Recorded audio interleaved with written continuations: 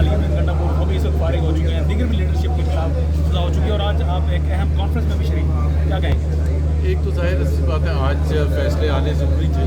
کیونکہ 5 اگست کی آنے والی ہے, اور جو پی ٹی آئی نے کال دی ہوئی ہے تحریک چلانے کی, ظاہر ہے اس کے حوالے سے ان کو کچھ نہ کچھ تو کرنا تھا. تو یا تو پکڑ دکڑ کرتے یا قدموں کے فیصلے سنا دیتے, تاکہ ڈرنا زیادہ ڈراؤ گھراؤ لوگ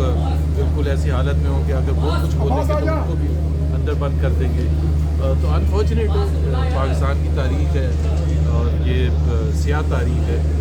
اور اس طرح سے کیونکہ کوئی بھی پاکستان میں یا پاکستان سے باہر یہ یقین نہیں کرے گا کہ ان سب کو انصاف ملا ہے.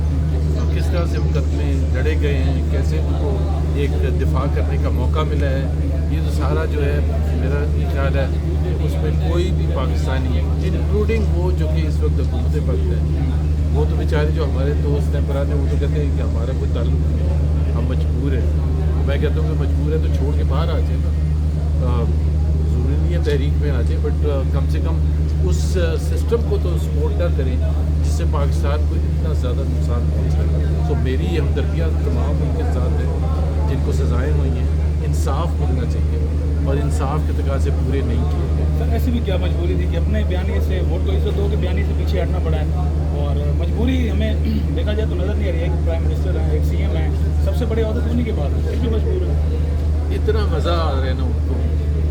کہ کام کچھ ہے نہیں, فیصلے کچھ کرنے نہیں پڑتے ہیں, اور مزے وہی ہیں. پرائم منسٹر ہاؤس بھی ملا ہوا ہے, بڑی بڑی گاڑیاں بھی ہیں, بڑے بڑے جھنڈے بھی ہیں, اور محلوں میں اور وہاں شہزادوں اور بادشاہوں کے پاس جاتے ہیں, اور وہ جب ملاقاتیں ہوتی ہیں تو بڑی عزت ملتی ہے.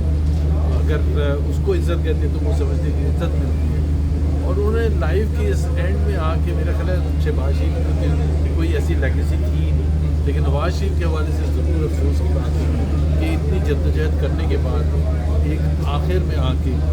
آپ نے اتنی بڑی کمپرومائز کر دیا کہ وہ جو سمرن بالادستی کا نعرہ تھا جس کو لگا کے ہمیں آگے کیا تھا, اور خود ایک دم سے پیچھے ہٹ گئے اور ہم وہیں کھڑے رہے, پتہ ہی نہیں چلا. اور آپ کے متعلق بھی نہ تو پوچھ ہی نہیں رہا کہ یار اگر میرے پرانے ساتھی مجھ سے چھوڑ کر گئے ہیں تو آخر کیوں کر گئے ہیں, اور یہ بھی بتائیں کہ یہ جو محبت کی داستان جو اس آپ بتا رہے ہیں کہ چل رہی ہے, کب تک یہ چل سکتی ہے, کیا کوئی رکاوٹ کوئی پیدا کر سکتا ہے اس میں؟ ایک تو بات پاکستان میں ہمیشہ سے ایک چیز کہتا ہوں, پاکستان جیسے ملک کے لیے جو ایک بہت ہی افسوسناک بات ہوتی ہے نا کہ جو پروسیس آف چینج ہے وہ